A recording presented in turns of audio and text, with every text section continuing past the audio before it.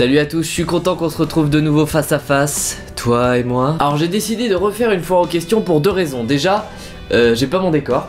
Car je suis en semaine pédagogique, hein. Si vous ne savez pas ce que c'est, bande de prépubères, sachez que c'est les vacances à l'université. Voilà, même ça, ils ont décidé de rendre ça triste et chiant. La deuxième raison, c'est que la première FAQ a été un peu bâclée à mon goût et je voulais réparer cette erreur, voilà qui est fait. Alors je voulais commencer par vous remercier d'être toujours de plus en plus nombreux à regarder mes vidéos. Aujourd'hui vous êtes 86 abonnés sur ma chaîne YouTube, avec plus de 2500 vues, ça vous paraît pas énorme, mais pour moi c'est super génial et je vous remercie du fond du cœur. Alors juste une chose avant de commencer, je voulais revenir sur le relatif et surprenant succès de l'épisode 14 sur le plagiat, qui était un épisode spécial. J'ai reçu beaucoup de messages d'encouragement et de soutien.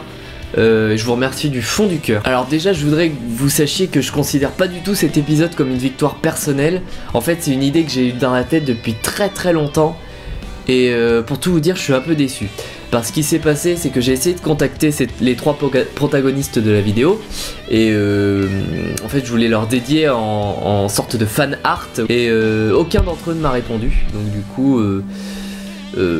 du coup j'ai fait la vidéo quand même en leur envoyant, en attendant une critique que je n'ai toujours pas eu à ce jour. Je passe maintenant aux questions que vous m'avez posées sur les réseaux sociaux. Alors pourquoi avoir voulu commencer ce que tu fais? Alors ça part d'une envie, comme ça, juste de découvrir le montage vidéo et tout l'univers qui entoure le concept d'une vidéo, et plus encore à travers, je prends plaisir à faire la comédie derrière la caméra. C'est quelque chose qui me prend une grande place dans ma vie et j'en suis très content. Est-ce que j'étais capable de le faire aussi? C'était une sorte de défi. Alors Nicolas me demande comment as-tu commencé le théâtre, et question intéressante, que représente-t-il pour toi à présent? Bah j'ai commencé le théâtre à l'âge de 6 ans, voilà, en faisant des petits stages en centre aéré, des bêtises comme ça m'a tout de suite plu, j'en ai regardé un peu. Après j'ai continué au collège où là j'étais vraiment avec un groupe très solide, et là c'était plus que du jeu pour moi, c'était vraiment une famille en fait. J'étais vraiment très pressé d'aller en cours de théâtre, et c'était vraiment, on avait un super prof et c'était vraiment un chouette moment à chaque fois. J'ai continué le théâtre au lycée, de façon beaucoup plus professionnelle et beaucoup plus structurée et beaucoup plus compliquée.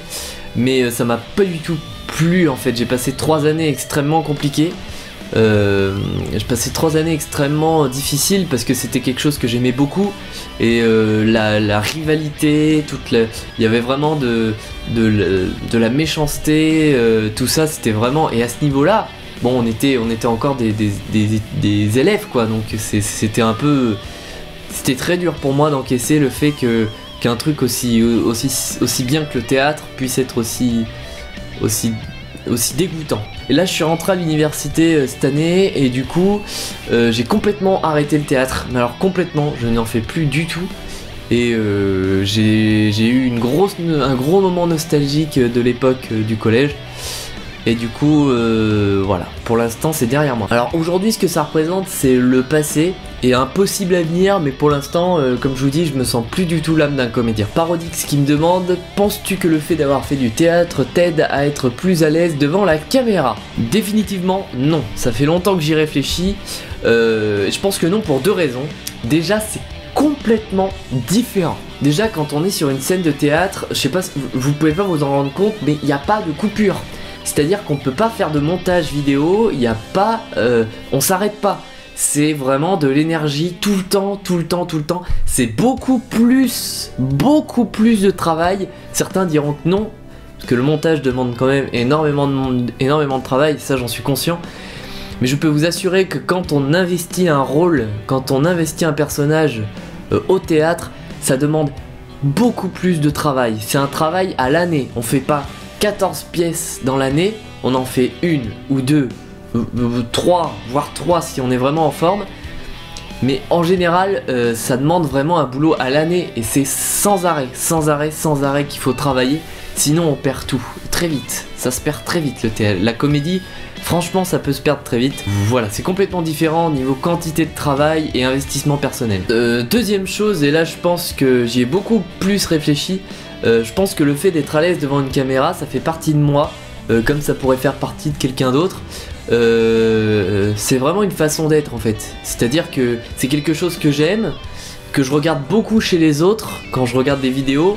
Et donc forcément au bout d'un moment ça finit par rentrer et je finis par comprendre ce qu'il faut quoi. À ceux qui ont des problèmes avec ça, moi ce que je vous conseille c'est de travailler les deux extrêmes. En fait vous allez travailler l'hystérie pendant un long moment et après vous allez travailler la détente totale. C'est-à-dire vraiment le fait de parler très lentement, très neutre, très sobre et tout. Et d'être vraiment hystérique dans des vidéos. Entraînez-vous à vous filmer et regardez ce que ça donne.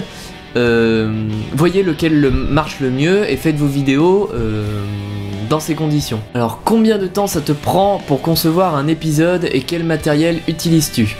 Alors ça dépend, pour un épisode classique je peux prendre une semaine ou 3 jours, ça va dépendre totalement du temps que j'ai à mettre dans l'épisode, de l'inspiration aussi que je vais avoir par rapport au sujet que j'ai choisi.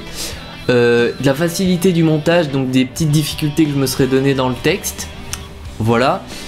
Et disons que je suis pas un monteur d'exception et que je fais énormément de bêtises, du genre tout effacer, absolument tout effacé. Voilà, et pour les épisodes spéciaux comme celui sur le plagiat, ça peut prendre facilement 3 semaines. Alors pour le matériel c'est un peu spartiate, j'utilise une caméra HD Handycam de chez Sony, qui ma foi est une très bonne caméra pour débuter, et qui a l'avantage d'être très peu cher si on cherche bien.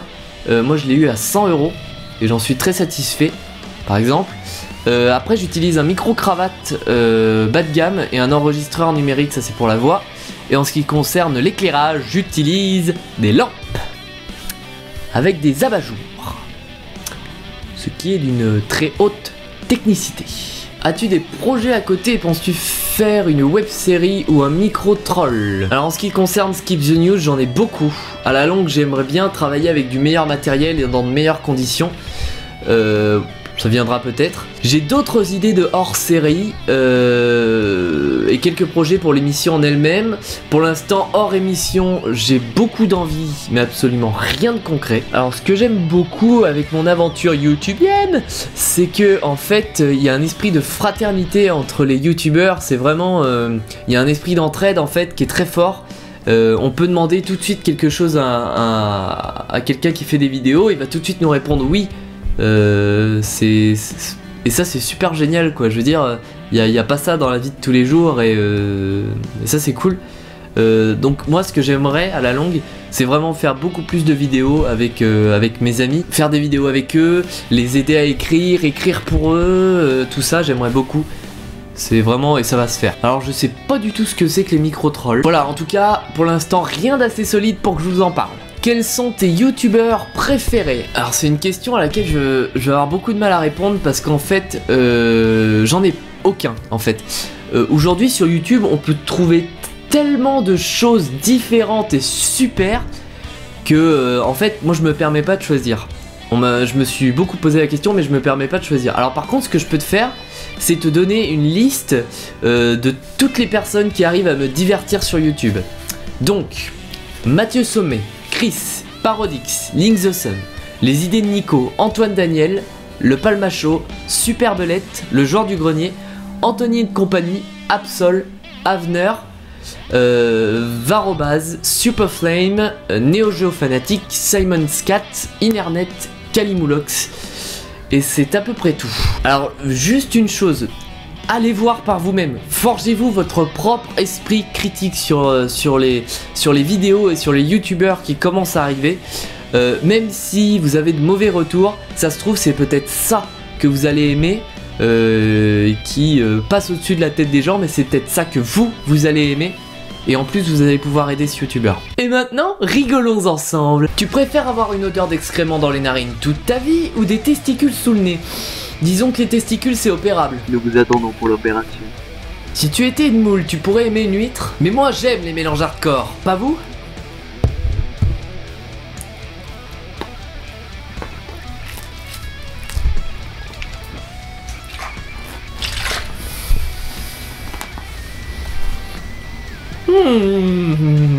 Qui a volé l'orange du marchand? Il est parti par là. Plutôt POV ou MILF? Alors sache que je suis pour le pouvoir oligarchique des volailles, mais que je suis profondément contre les manifestations intempestives des lutteurs français. Voilà, je pense avoir répondu à toutes vos questions, j'espère avoir globalement bien fait le tour de toutes vos attentes. Alors les épisodes peuvent mettre un tout petit peu plus de temps à arriver, c'est normal, c'est juste que j'ai changé d'emploi du temps et que j'ai beaucoup moins de temps à consacrer à Skip the News. Je travaille un peu sur tous les fronts en ce moment, je suis un peu... mais vous inquiétez pas, tout va bien. Alors l'épisode 15 est déjà écrit, mais j'attends de retrouver le nouveau décor de Skip the News, je ne vous en dis pas plus. Ceux qui me découvrent avec cette vidéo, eh bien, bienvenue, hein, je vous invite à aller découvrir ma page Facebook, à me suivre sur Twitter, et bien évidemment aller voir les autres vidéos, ce serait dommage de ne voir que celle-là, je pense. Allez, salut. Tu as volé, à moi, à voler, à voler, à voler,